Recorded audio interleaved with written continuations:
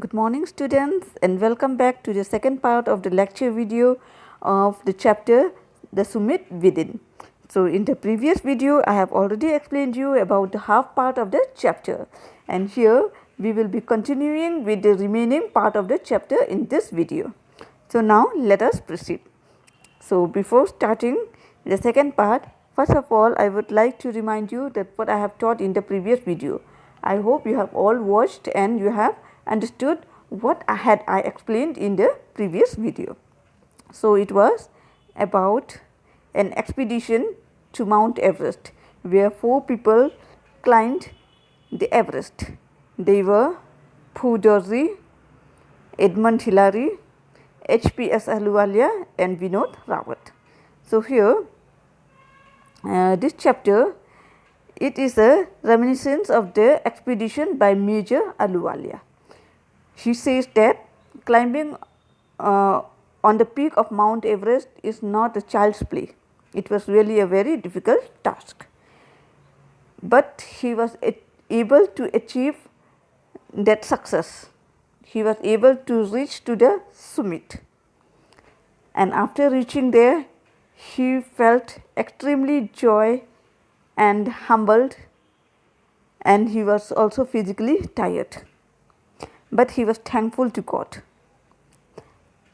Later on, he goes on telling that climbing summit needs a lot of it requires those qualities which a people can find within himself. He further says that if a person has 3 qualities in himself, then he would be able to overcome any obstacles in life. What were those 3 qualities?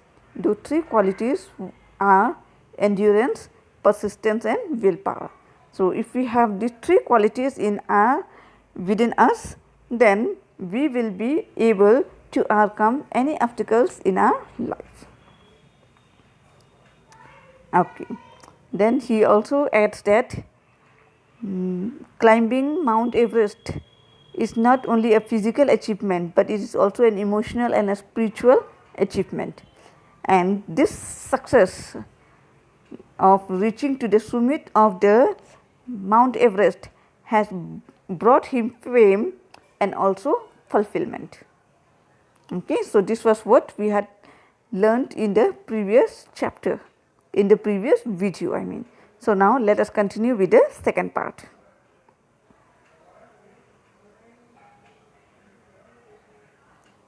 Okay. He further says that this summit also is a lesson of companionship. Okay. He says that this summit, the summit which we reach to the top, is also a lesson of companionship. Companionship means like fellowship, means starting on a journey with some people and helping one another and understanding each other's difficulties. Fine. Okay, so how it is a lesson? Now see, 2 people, 1 minute. 2 people share the same rope while climbing the mountain. Okay, once they are climbing the mountain, 2 people share the same rope.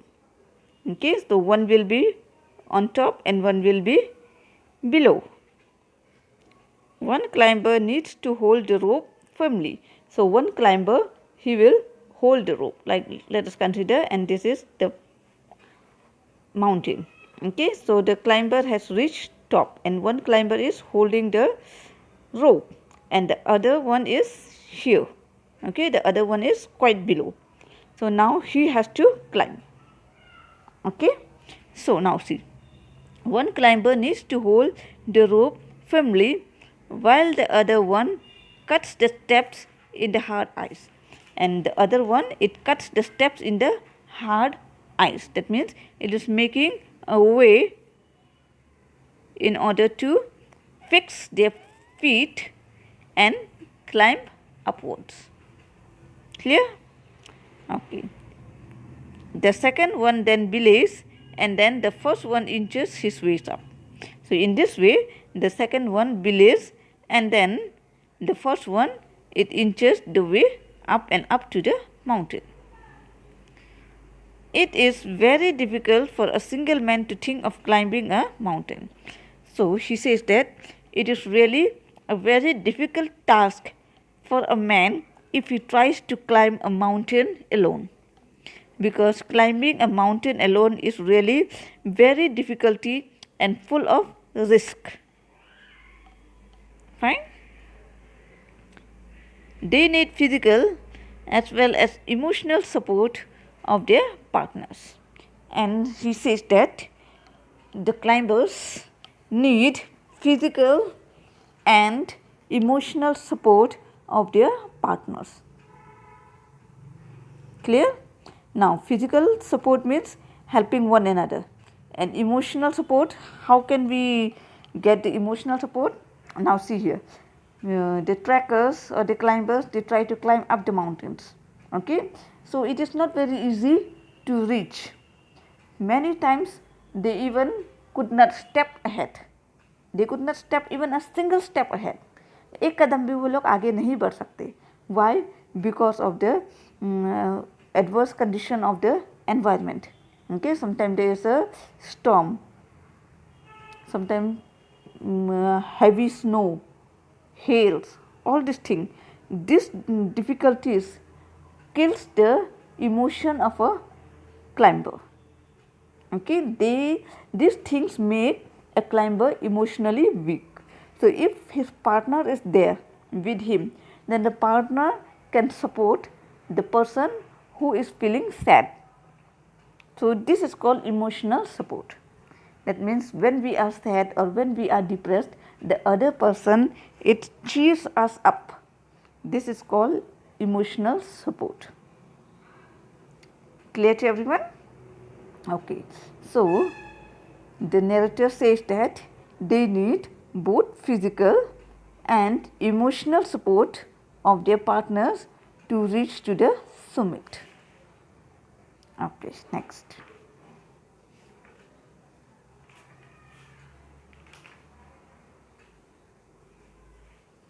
Now, Ahluwalia further states that after reaching the peak of Everest, they all bowed down to God.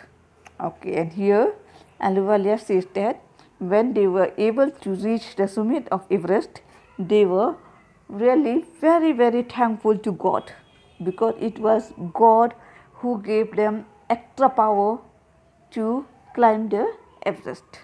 So what did they do? They all bowed down to God. Bowed down means झुक जाना. ठीक है, भगवान को याद करके झुक जाना. That is called bowed down. Okay.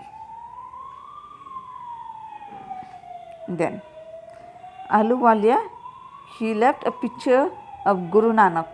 Okay. So when they reached there, what did they do? They paid homage to God by keeping their statues or idols or their signs and symbols. Okay. So Ahluwalia, what did he do? He left a picture of Guru Nanak. Rawat left a picture of goddess Durga.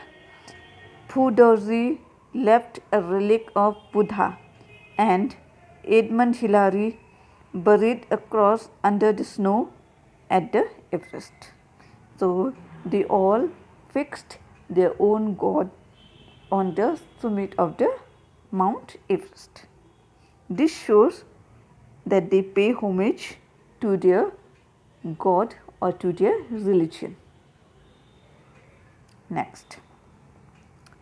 He also says that every person has within him his own mountain peak. So here the narrator says that we all the person, we have our own mountain peak within us, inside our heart. Climbing this inner peak is also important, as this climb will also change him. So if we are able to climb this peak, this inner peak, then this inner peak will totally change him. Now let me give you one simple example. There are many famous persons around the world. Not everyone is born great. Not all the leaders are born great.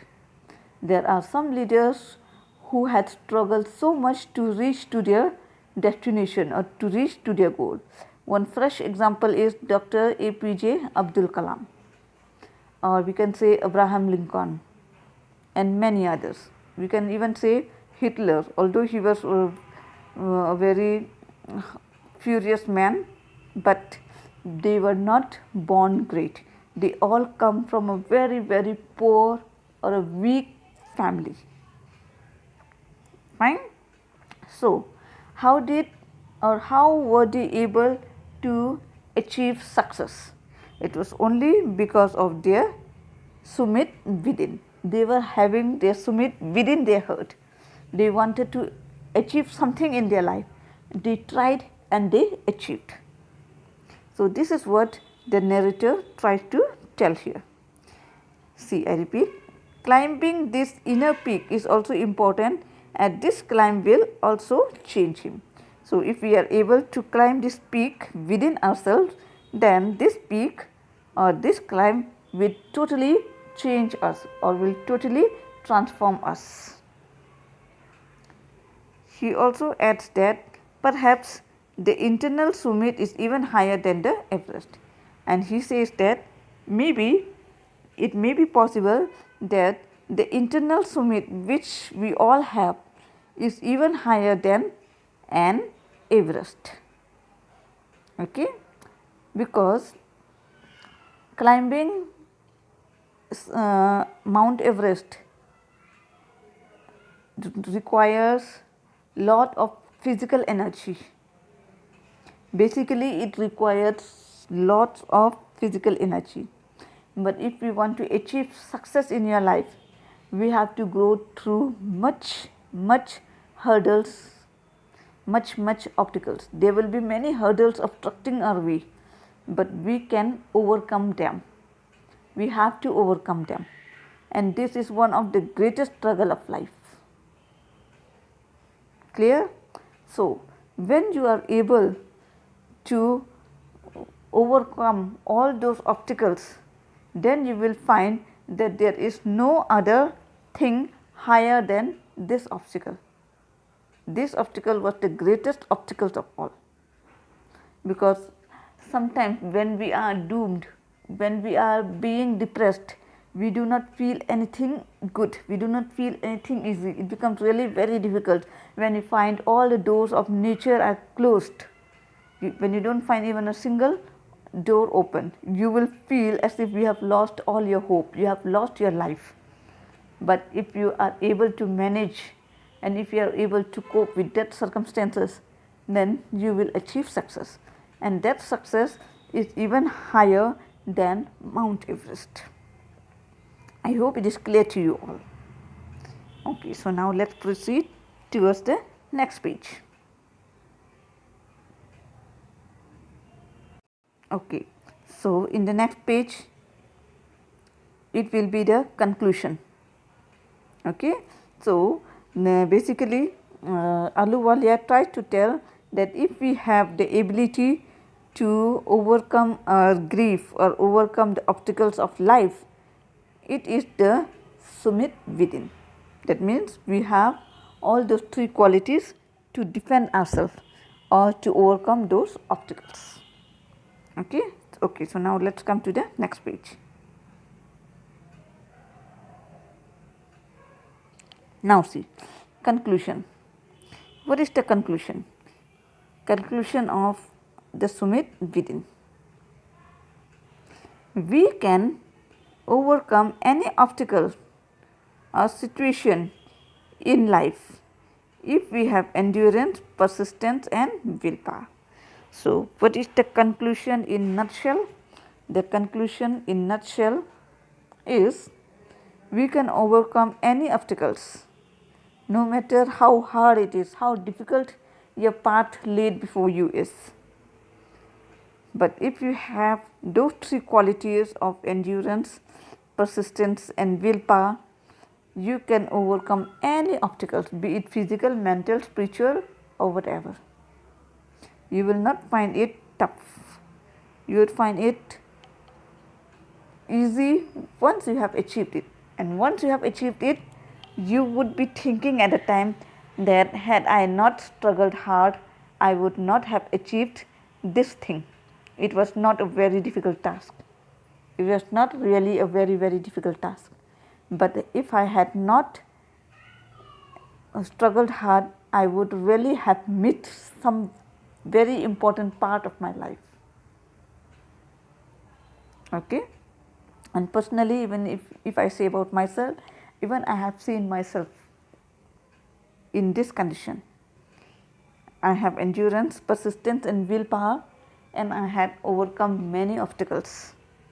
I had overcome many obstacles, and I am really happy that I have taken this decision. Okay, so here, what the basic idea of this chapter is that we should never think, or we should never give up with anything, with any difficulties that comes in our way. We should always try hard. We should always try to achieve success, and this could be done if we are able to understand the nature of the difficulties which is laid. Yes, it is possible that during difficulties we lost all hopes, we lost our state of mind, we lost all our hope from hurt. But gradually you will overcome it if you try harder and harder to achieve it. You will definitely come. You will overcome it, because there is no thing which is impossible. There is no thing in this life which is impossible. So how can we say that there is no thing in the life which is impossible? Because if there is a problem, there would be a solution. There is no problem without solution. You cannot say that there is a problem and it doesn't have any solution. There will be solution. Otherwise the problem would have never come up. If the problem has emerged, if the problem has come before you, definitely there would be a solution for it. So always remember that there is no problem without solution. If there is no solution, that means there is no problem. There should not be any problem. But if there is any problem, then definitely there would be some solution. Clear? Okay, so I hope you have understood what is in the chapter. I hope you have loved the chapter. It is really a very good chapter. Okay, this chapter teaches us to move ahead in our life. It teaches us how to face difficulties, because climbing Mount Everest is not a child's play. And if people have achieved success in this, then it is definite that we can achieve success in our worldly life. Yes? Okay. So I hope the chapter is clear to you. Okay. Thank you for watching.